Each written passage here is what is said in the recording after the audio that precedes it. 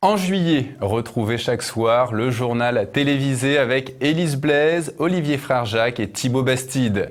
Découvrez notre émission Zoom avec les invités de TV Liberté, notamment Pierre Hilard, Patrick Liebrecht, Alain Sanders, Jean-Christophe Buisson. Retrouvez Politique Éco d'Olivier Pichon avec Charles Gave ou Pierre Jovanovic.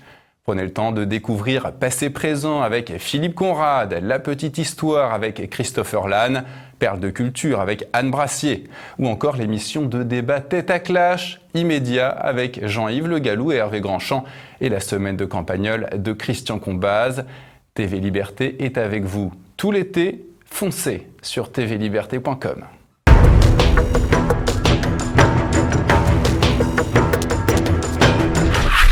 Bienvenue à tous dans notre Zoom. À mes côtés aujourd'hui, Pierre Hilard. Bonjour Pierre Hilard. Bonjour. Pierre Hilard, vous êtes docteur en sciences politiques, auteur de nombreux ouvrages sur le mondialisme. Vous venez aujourd'hui nous parler de cette première traduction en français de cet essai politique sorti en 1940, Le Nouvel Ordre Mondial. C'est signé Herbert George Wells. On va parler un petit peu de lui par la suite et c'est aux éditions du Rubicon. Vous pouvez donc vous procurer cet ouvrage sur édition avec un S du Rubicon.com.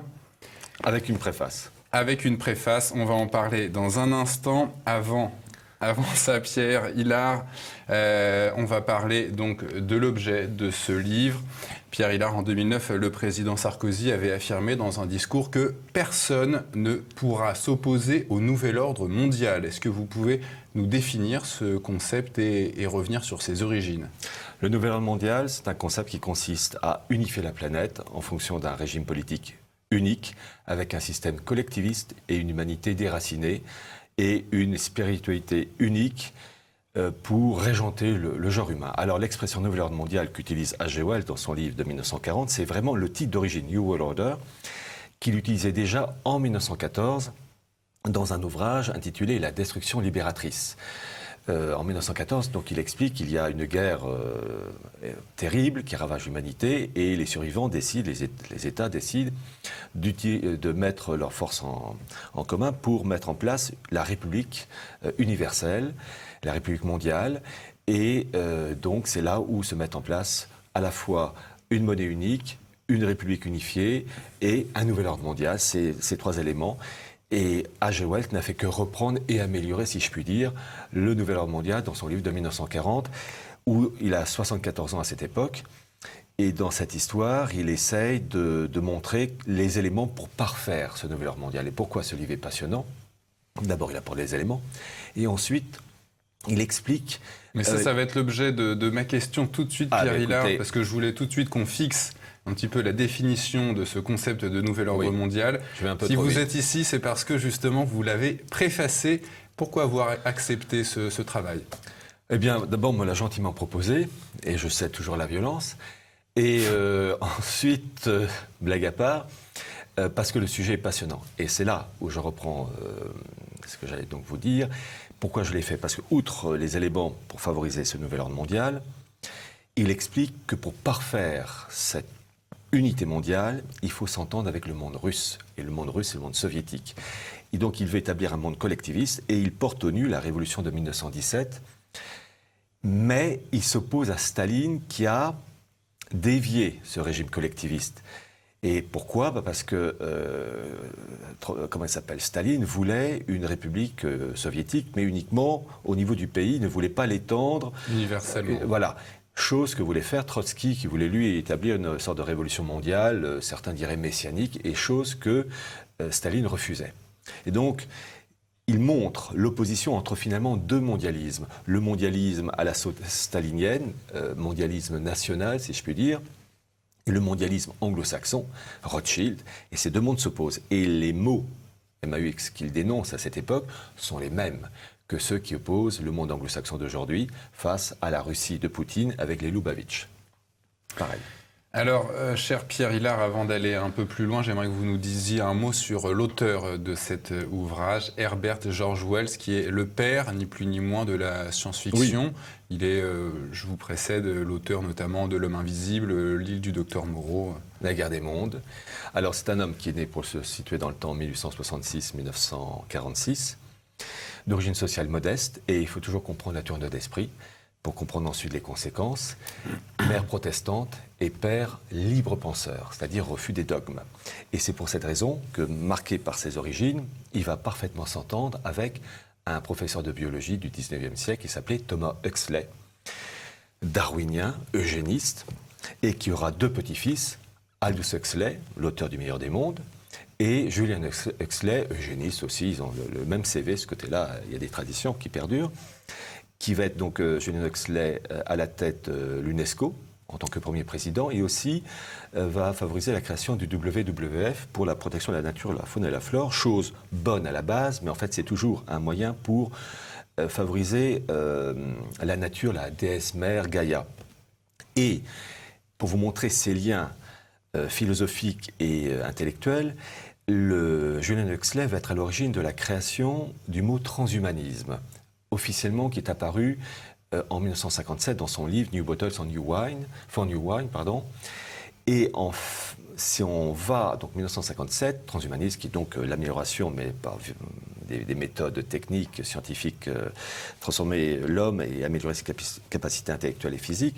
À l'origine, ce mot transhumanisme est paru sous la plume, là aussi, de Julian Huxley en 1951 dans une revue psychiatrique. Mais, et j'ai découvert ça il y a peu de temps, la première fois où ce mot transhumanisme a été utilisé, c'est dans une conférence prononcée par un Français polytechnicien qui s'appelait Jean Coutreau, qui appartenait à la synarchie, qui va mourir... la synarchie, en 2 mots, rapidement. Synarchie, c'est une volonté collectiviste d'unité du monde et qui a joué un rôle en particulier au sein de Vichy. Et ce Jean Coutreau, d'ailleurs, mourra en 1941. Officiellement, il s'est jeté par la fenêtre, il s'est suicidé. Certains disent qu'on l'aurait un peu poussé. Enfin bon, bref. Et ce Jean Coutreau a prononcé ce mot transhumanisme dans une conférence le 28 mai 1939 à Pontigny, c'est dans l'Yonne. Et Jean Coutreau et sa femme étaient amis avec Aldous Huxley et son épouse. Et on pense que lors de ces discussions, Aldous Huxley a repris le mot transhumanisme de Jean Coutreau, l'a transmis à son frère Julian, qui l'a ensuite utilisé en 1951 et 1957. Et pourquoi il faut parler de transhumanisme ? Parce que dans Wells, vous avez l'île du docteur Moreau, que vous avez cité, livre sorti en 1896, qui explique qu'il y a des greffes entre animaux... Plusieurs espèces animales, exactement. Et l'homme. Le film est épouvantable. Et génial, mais épouvantable. Épouvantable. Mais c'est transhumanisme à la sauce fin 19e siècle, c'est-à-dire les méthodes un peu rustiques. Et on retrouve cette idée de transhumanisme donc avec H.G. Wells, mais on le retrouve maintenant à des choses tout à fait officielles. Dans le cas américain, vous avez le Fertility Institute avec Raymond Kurzweil. Côté russe, la Russie de Poutine aussi utilise et promeut le transhumanisme avec Dmitri Ipskov, avec son site Initiative 2045, qui consiste par étapes 2015-2025, 2025-2035, 2035-2045, par des procédés de nanotechnologie moléculaire, enfin des trucs imprononçables, de favoriser la création d'un être humain, une nouvelle race. C'est le programme Avatar, le film de Cameron, tous les sens James Cameron, voilà. Et c'est ça qu'en fait Wells défend dans son livre Nouvel ordre mondial, donc aux éditions du Rubicon.com, c'est que il y a la volonté de créer une humanité unifiée, collectiviste, déracinée. Et il a cette phrase terrible que je vais citer parce qu'elle est extrêmement moderne, où il dit ceci, je le cite, « Nous pouvons anticiper une rapide transformation de la face du monde au fur et à mesure que sa population est distribuée et redistribuée selon les aléas des besoins changeants de la production économique. » Et donc, humanité déracinée, ça favorise l'immigration, il faut d'abord détruire la famille, il faut détruire l'enracinement. Et H.G. Wells n'est que le énième maillon, c'est ce que je raconte dans la préface, d'une longue tradition. Il faut d'abord savoir qu'H.G. Wells est un admirateur de la République de Platon, entité unifiée, collectiviste. La famille n'existe pas, les enfants appartiennent à tout le monde. Il y a reproduction des meilleurs, reproducteurs hommes-femmes pour l'eugénisme. Bon. Et on retrouve cette même histoire dans... Alors, le catholicisme, évidemment, va bloquer cet esprit-là païen, et on va retrouver une remontée en puissance de ces idéaux, mais malfaisants. à partir de la Renaissance. Et le premier à lancer ce modèle de H.G. Wells avant l'heure, c'est l'Utopia de Thomas More, qui va ensuite se récupérer, parce qu'il a compris ses erreurs, il va être quelque temps après canonisé, enfin, au XXe siècle avec Pie XI. Et l'Utopia, c'est quoi? Un monde collectiviste, eugéniste, et tous les gens doivent déménager tous les 10 ans pour ne pas s'enraciner. C'est très intéressant. Et vous avez une religion unique appelée le Père. Le Père qui est finalement l'Ensof, le Dieu infini de la Kabbale, c'est-à-dire une religion pour toute l'humanité, mais surtout pas une religion avec la Sainte Trinité, surtout pas de religion catholique. C'est évidemment le Christ, Fils de Dieu incarné, ça dégage. Et on retrouve, que ça soit avec Thomas More, avant sa conversion, retour au catholicisme, on retrouve ce même procédé avec un moine français en 1623, Émeric Crusset, qui voulait créer un État unifié, une monnaie mondiale, comme le veut H.G. Wells, avec une religion mondiale et une population déracinée. C'est toujours la même histoire. Et on retrouve la même chose avec 1627, l'ouvrage de l'anglais Francis Bacon, La Nouvelle Atlantide, là aussi monde unifié, et avec le transhumanisme, avec les améliorations cérébrales de l'humanité. Dans le bouquin de 1627, et une drogue, l'utilisation d'une drogue pour rendre les gens heureux. Eh bien, cette drogue en question, on la retrouve dans le livre de Aldous Huxley, Le meilleur des mondes, avec le soma. Donc, montrer que H.G. Wells n'est que l'héritier de tout un courant de pensée anticatholique. Parce que, en fait, dans son livre, il s'oppose à cette religion-là. Exactement, c'est l'objet d'une prochaine question, Pierre Hillard. Pour arriver donc à ce nouvel ordre mondial, Wells développe 3 idées phares en faveur d'une révolution conspiration. C'est un terme qu'il emploie dans son livre, oui. Conspiration. Seule voie à ses yeux pour sauver l'humanité, cette révolution, parce que évidemment, l'homme n'est pas capable de se sauver par lui-même, donc il faut qu'il s'élève au-dessus de lui-même. Et donc, est-ce que vous pouvez nous expliquer quels sont ces 3 points, Pierre Hillard? 3 grands axes de la pensée de Wells. Voilà, alors c'est dans son livre, donc un monde collectiviste et scientifique, très important. Promotion d'une éducation modernisée et régénérée. Et 3e point, les droits de l'homme. Et les droits de l'homme, c'est si je puis dire... Élevé au rang de religion. Voilà, les droits de l'homme, c'est en fait, si on gratte un peu, si on s'y intéresse, les droits de l'homme, c'est du nouachisme amélioré, c'est-à-dire les droits de l'homme. Le nouachisme, c'est la religion pour les populations... pour toutes les populations du monde non juives. C'est ça le truc, c'est le nouachisme. Il suffit de lire les travaux du rabbin Ben Amosek qui explique ça très bien. Donc c'est très intéressant de voir qu'il y a un courant philosophique avec des répercussions matérielles. Donc opposition à un courant religieux, catholique, pour un nouveau modèle. Et l'expression que j'utilisais de Wells, donc une population distribuée et redistribuée selon les aléas de la production économique. Rappelez-vous, quand je suis passé grâce à vous pour la promotion de mon livre Atlas du mondialisme, j'ai présenté, vous avez montré d'ailleurs, la carte de la France en damier, en carré. Ben, c'est la France technocratique où le français, peu importe l'endroit géographique, est indifférencié. Eh bien, vous avez un révolutionnaire français, et d'ailleurs ça a inspiré Wells, qui s'appelait Klotz, qui, dans un ouvrage sorti en 1793, La République du genre humain, veut un monde unifié, technocratique, et il dit pour cela qu'il faut mettre en place un globe divisé, je le cite, en 1000 cases départementales. Le même projet de la France en damier, élargi au niveau mondial, eh bien c'est le même projet que H.G. Wells ne fait que reprendre, que ce soit les révolutionnaires français, que ce soit Thomas More, la République de Platon. Une permanence. En fait, vous avez une opposition entre un idéal gnostique et un idéal catholique. La cité de Dieu ou la cité terrestre, à la façon Saint-Augustin. Mais alors, pour prendre un peu le contre-pied, pour me faire un petit peu l'avocat du diable, cher Hillard, pour mettre en place ce nouvel ordre mondial, Wells développe, en tout cas met l'accent dans son ouvrage sur la liberté d'expression, l'établissement d'une nouvelle éducation, le respect de la nature, un contrôle collectif de la vie économique et surtout une fraternité humaine. Alors, où est le mal dans toutes ces bonnes intentions, Pierre Hillard? J'aime... C'est le paradis, là. La manière avec laquelle vous présentez, avec une innocence complète. Eh bien, je vais vous répondre. D'abord, j'ai terminé cette préface en citant les propos d'un jeune homme extraordinaire, La Boétie. Discours sur la servitude volontaire. Et ce que dit H.G. Wells, et La Boétie l'annonce 500 ans avant... Vous écrivez dans la préface. Voilà. Ce que dit Wells, il veut la liberté. Mais une liberté à condition qu'on suive les prescriptions du système des initiés. Et d'ailleurs, c'est ce que je dis. Si pas de liberté pour les ennemis de la voilà, liberté. c'est le principe révolutionnaire, on en revient toujours à la même histoire. Si on commence à dire, d'accord, vous pensez ça, mais moi j'ai envie de faire autre chose, eh bien tout de suite, ils vont vous taper dessus. Et c'est une fausse liberté. Vous êtes libre à condition d'aller dans ces directions. Et moi, si je dis, mais moi je voudrais aller là-bas, alors là, vous êtes un affreux réactionnaire, fasciste, avec tout le CV qui va avec. Et c'est ça qui montre la perversité, l'hypocrisie du système qui consiste finalement à maîtriser une humanité rebelle grâce au puçage, grâce à des produits, à des médicaments, et puis à une éducation régénérée, modernisée, c'est-à-dire une manipulation mentale des masses. Un matraquage idéologique pour marcher dans une direction bien déterminée. Pierre Hillard, Wells est très critique à l'égard de la lutte des classes, du capitalisme, du nationalisme et même des démocraties. Est-ce que vous pouvez nous expliquer pourquoi ? Alors, il faut savoir que H.G. Wells était à un moment donné adhérent de la Société Fabienne. La Fabian Society, qui est née en 1884 dans ces eaux-là, avec le couple Sidney et Beatrice Webb. Et alors vous avez eu Georges Bernard Shaw.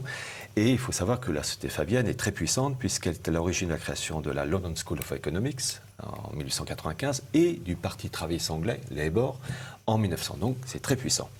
Et ils sont toujours très puissants.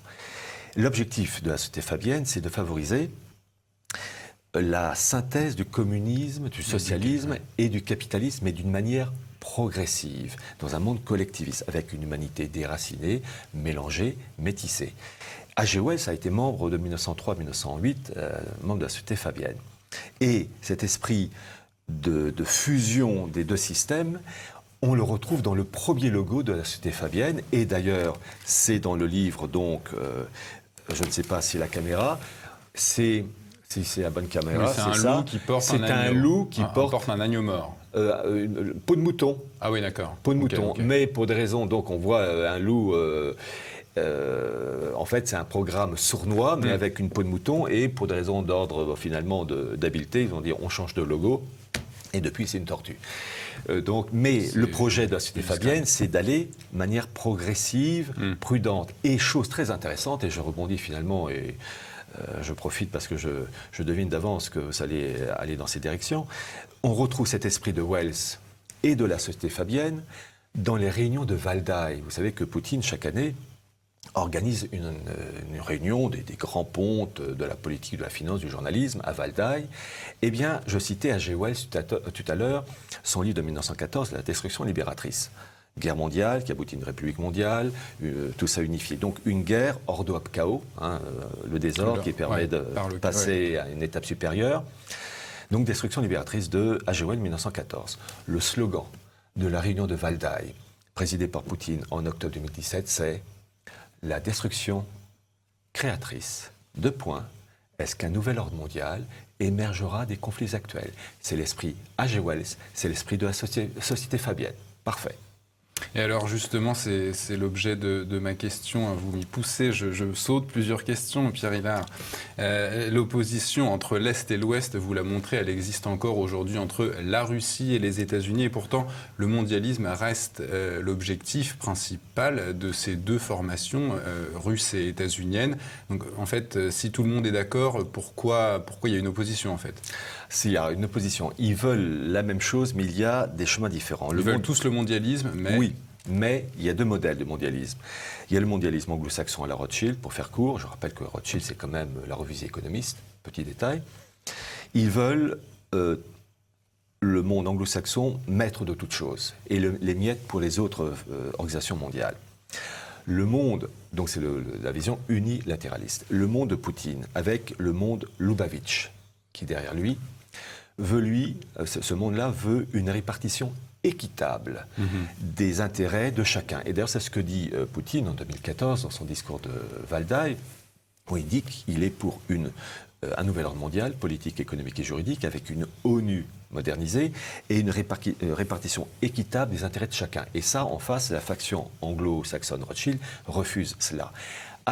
En plus de ces oppositions d'ordre politique, stratégique, financière, matérielle, qu'il faut évidemment connaître, il y a aussi une opposition d'ordre spirituel.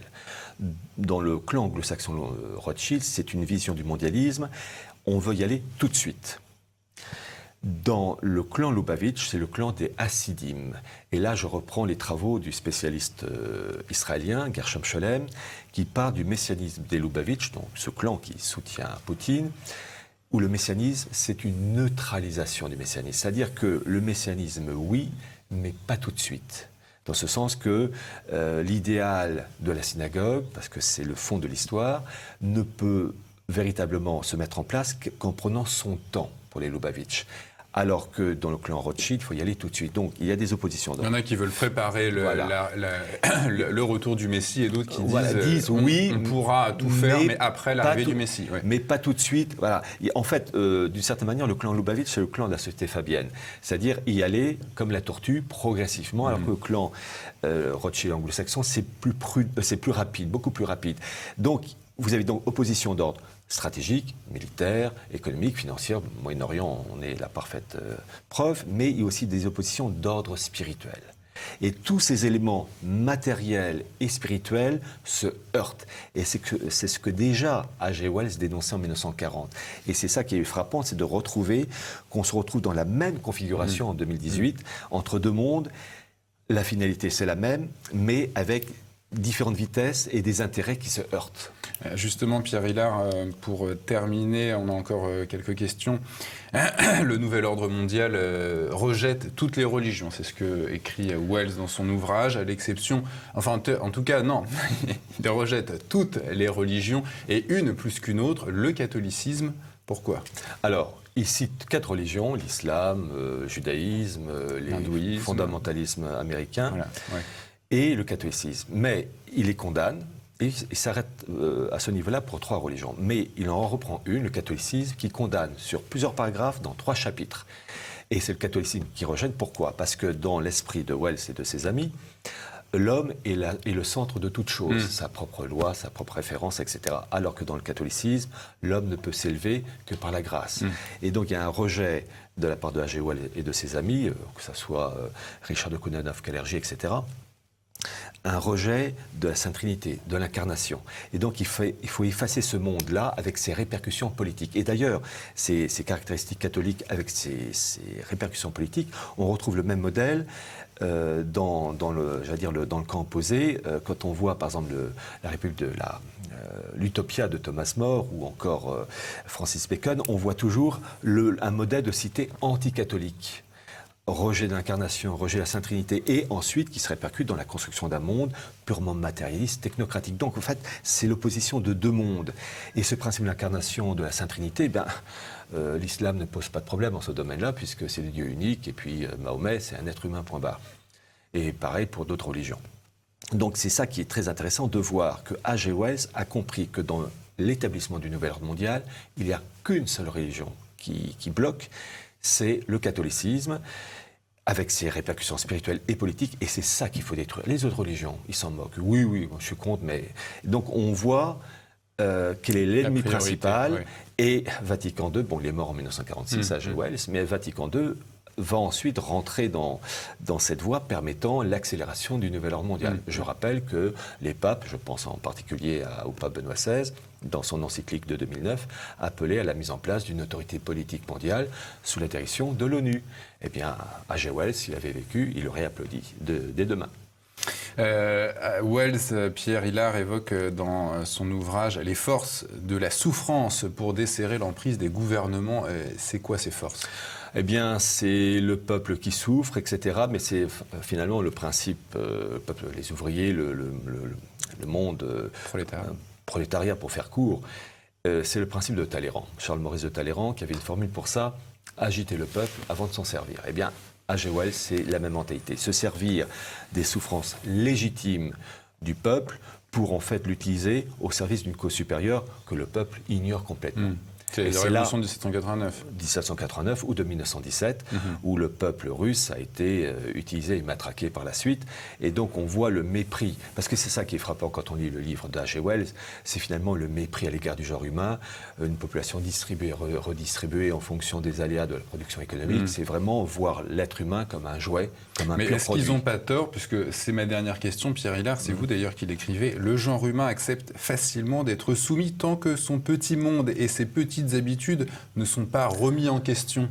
Alors malheureusement, la nature humaine présente des faiblesses, mais vous avez toujours, et heureusement au cours des siècles, quelques personnes plus lucides, peut-être plus courageuses, et qui peuvent servir, comment dire, de référence pour réveiller l'apathie. Une forme de devoir à avoir à l'égard donc de la population mondiale. Oui, on peut être déçu du comportement du genre humain qui aurait tendance à se laisser aller, mais c'est le devoir des quelques hommes et femmes qui sortent du lot de secouer tout ça et de dire allez.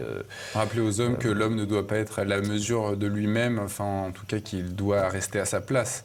Disons avoir le cœur haut placé et obliger les personnes paresseuses à lever le nez et à voir plus haut que leur petit monde, leur estomac et leur sexe.